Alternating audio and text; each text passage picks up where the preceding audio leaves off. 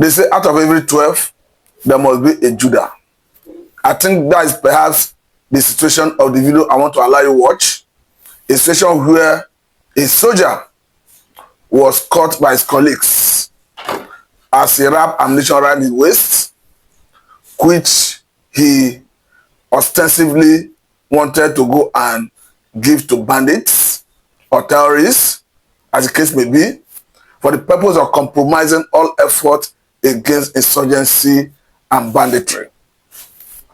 I would say good thing the personnel was discovered, apprehended, and you can clearly see in the video that this person have mastered the art of this compromise.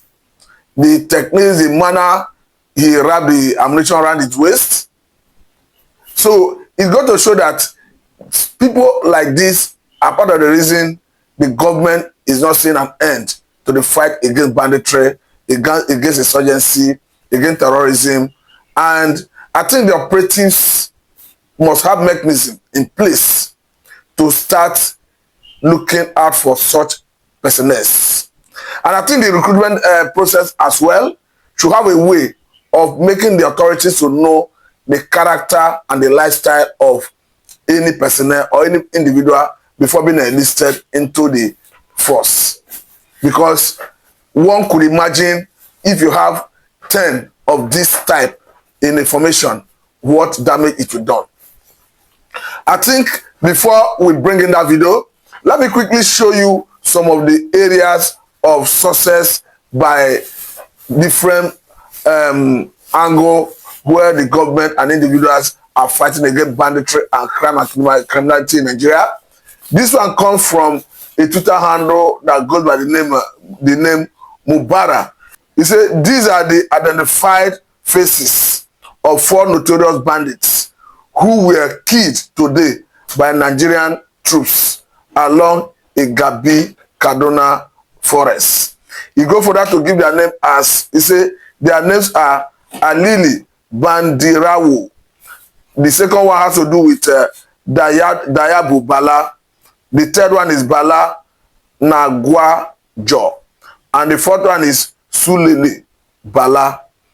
I'll equally bring you another one because what we try to do is we try to bring you area of success against bandits and crime and criminality. They have a way of encouraging those who are in the theater of operation doing the job to do the job very well. This one is coming from a Twitter handle that goes by the name of Toby.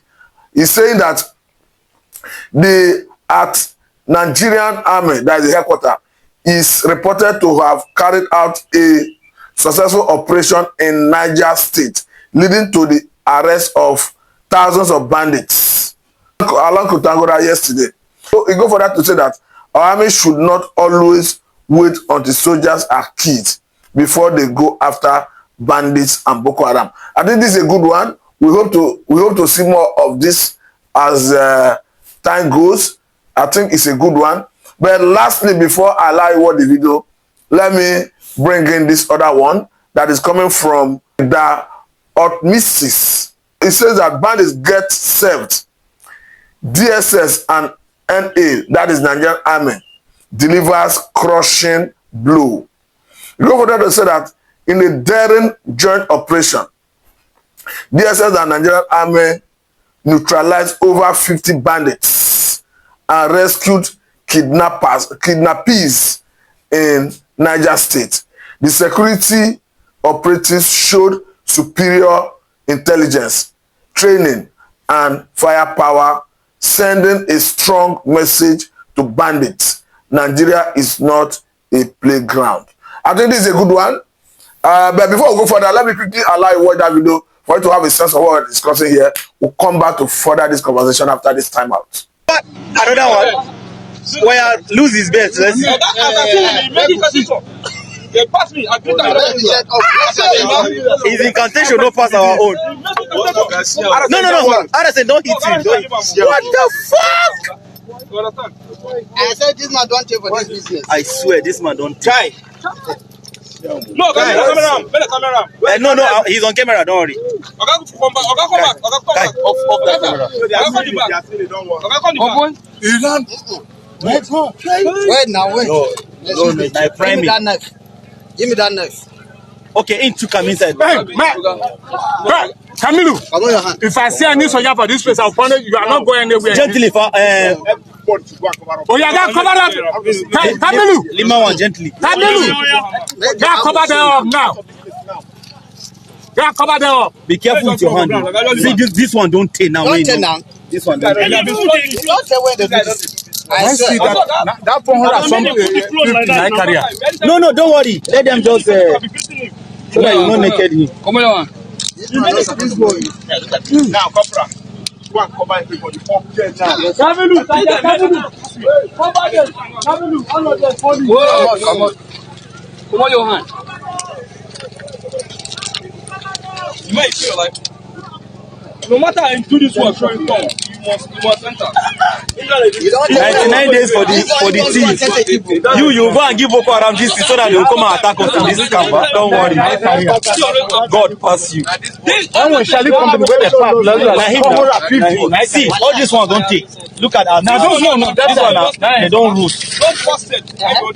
Trust it. See. So you are welcome back. Having watched that video, I want to get your reaction on the comment section. What you think of the personnel involved and how you think this can be forestalled in future, and what the authorities should be doing to ensure that such bad egg, such recalcitrant character, such Judah is not having his or her way into the armed forces. Because if not for the observation of those who caught him, no one could have imagined the extent of damage that could have done. Remember that the other time we saw the compromising of a maritime military base where it was burned down. If you have such person, such character in that military formation, of course, if somebody could want to go and deliver ammunition to bandits, terrorists in the bush, it is such character that will at the same time give information to bandits, to terrorists on how to come and compromise military formations. But I want to say that if that is why there should be proper screening before recruitment, because chances are that the criminals, the bandits, the terrorists will be even sending their loyalists, their lieutenants, to pretend to be ordinary Nigerians who seek to build career in Nigerian army. And by the time they get access to the force, they start using that opportunity to give intelligence to their terrorist members or leaders, as the case may be. So I think this is an eye-opener for not just the military, but the whole society, because the issue of insecurity is for everyone. It's not just for the government. It calls for a concerted effort. It demands for a symbiotic relationship, a synergy between the government, the three tiers of government for that matter, and the communities. And good thing, the initiative and the approach of the Director General of GSS talking about Ajayi is already yielding results, because he recently made it very clear that the communities should be empowered to be the first line of defense in case of invasion, like we are seeing in different places in the country. And we are not seeing the president coming out clearly to give nod to state police. Not just giving nod to state police, forest guard is already being empowered to start doing the job, going into the forests, into the bushes to do the job. And as we have it, we're already seeing in the angle of Tinubu State that the forest guard is taking root already. I think it's a welcome development, because hence all crime is local. It must be approached from that point of view. But again, even as we do all of this to address the issue of insecurity, the ideological point of it must be addressed from the ideological points. Talking about those who take up arms against Nigerian sovereign state in the northern part of the country, who see it as an ideology. Because I understand that if you look at Boko Haram, for instance, you look at the issue of banditry, you look at how it came about, you understand that it is rooted in religion. So that is why the North as a people must rise to the occasion to educate their children, to let them know the difference between the norms of society and different acts. Because from what we are seeing, it is becoming a very serious issue in the North, a situation where people can now sign into banditry as a profession. Because if the governor of Zamfara can come out to clarify that some of the bandits, they know where they hail from. They know who they are. It goes to show that some of them are actually people from his states. Then it goes to show that there was a failure of leadership at some point. There was a failure of parental care at some point, because the society did not play their role in the life of those children before they grow into adulthood, and they are now a problem for everyone. It's already a problem for the whole country, not just the northern part of the country, because now this security we hitherto here take place in the north is already here with us in the southern part of the country. It's already been exported to the southern part of the country.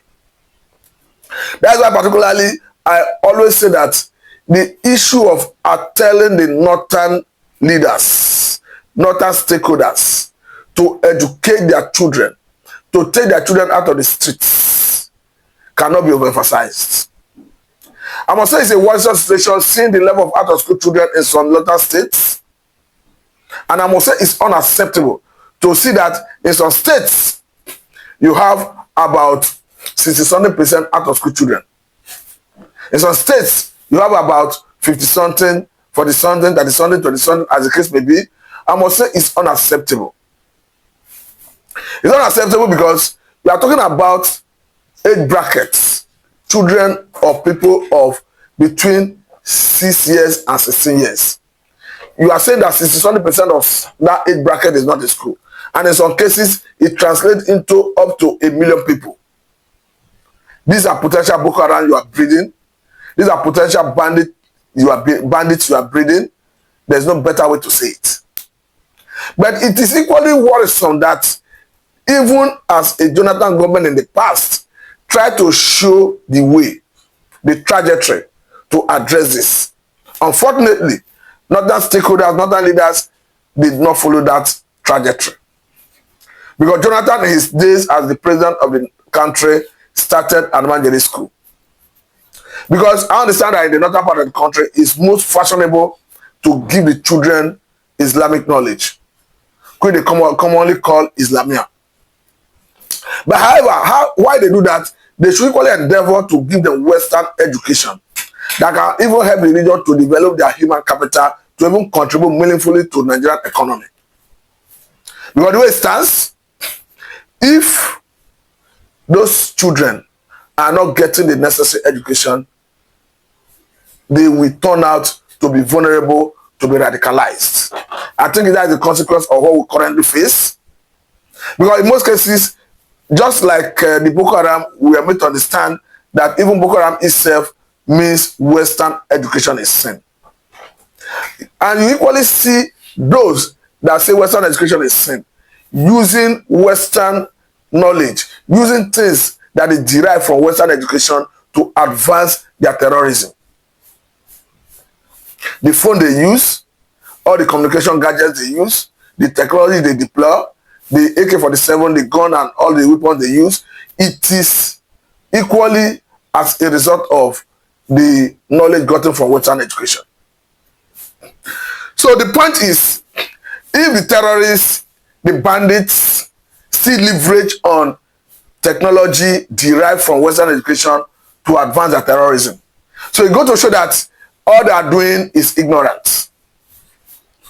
And that is why I'm saying that even as the government uses kinetic approach to address those who have been radicalized, those who are already terrorists, those who are already bandits, the larger picture is how do you now discourage younger ones from signing on to that banditry, that terrorism.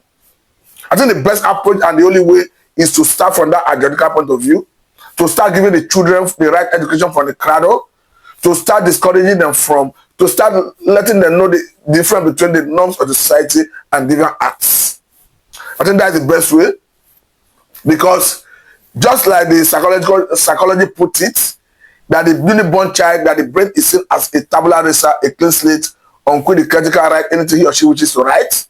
I think the inability or the negligence of the northern leaders to write the right value system into those northern children make them vulnerable to be radicalized, make them vulnerable to be recruited into all manner of crime and criminality. But the larger picture is the insecurity that is currently ravaging the country is not limited to the north alone. So in a way, everyone is being made to suffer the negligence of northern leaders, northern stakeholders. I not be concerned when some stakeholders in the northern part of the country will come out to even start blaming federal government for the level of out of school children in the northern part of the country, trying to put the responsibility on federal government. I totally agree that the responsibility of training the Nigerian child rests with the three tiers of government. Talking about the state, the local government, and federal government. However, what bills on federal government to do is the policy and the funding. And that federal government is shouldering for all the 36 states without exception. So the question is, why is it that we don't see as much as out of school children in the south as we see in the north? Because it's going to show that the southern states are doing it rightly. Because when they get the policy from federal government, they get the funding, they move into action by making sure that the classrooms are in place, teachers are in place, and they're forcing on they put local policies in place to ensure that the children are not on the street, that they are in school. I think the northern part of the country must go back to the drawing board and address this as quickly as possible. Because I understand that someone like the Emir of Kano State, talking about Sanusi, is always along ahead with northern stakeholders because of his position. Because this is a man who have always maintained that you must give the northern child education. And he himself have demonstrated it by making sure that his children get the best of education. And I think northern leaders must realize that the era of subjugation, leaving the people not educated so that they can even easily be micromanaged through subjugation, is no longer fashionable. Because if the problem they create is restricted and limited to the northern part of the country, it would have been a different. But the situation where everybody is meant to bear the brunt of their action, I think they must, as a matter of urgency and necessity, do the right thing. Because in a way, the money the government is currently using to fight insecurity could have been diverted and used to develop other critical areas of the economy. We have our educational sector begging for attention. We have the healthcare sector begging for attention. We see our doctors, our caregivers leaving the country in mass exodus. And if those money is being channeled into these other areas, most of these people who leave country in that number will stay behind. And at the end of the day, we are made to lose our best hands. So that is why the North must, as a matter of urgency and necessity, do the needful. And to do the needful is to ensure that they give their children the best education, that they do not allow them to roam on the street and become vulnerable to be radicalized, and at the end of the day, become a problem for everyone. Because as it stands, Boko Haram is a problem for the whole country, not just the northern part of the country alone. We understand how it started from Wa Yusuf. Even after Yusuf was killed, the impact of what he started is still ravaging everywhere. Just like we said the other day, that even just Maiduguri Cemetery, according to Dume, who was the then House Committee Chairman on Army, confirmed that only Maiduguri Cemetery is having about 847 military personnel buried in that place. And that does not include other military personnel who are buried in other parts of the country cemeteries. And this as a result of those who were killed by Boko Haram members. So it is a thing of concern that must be addressed and it needs serious attention. Meanwhile, let me say very big thank you for your time. This is Nabi Samatu.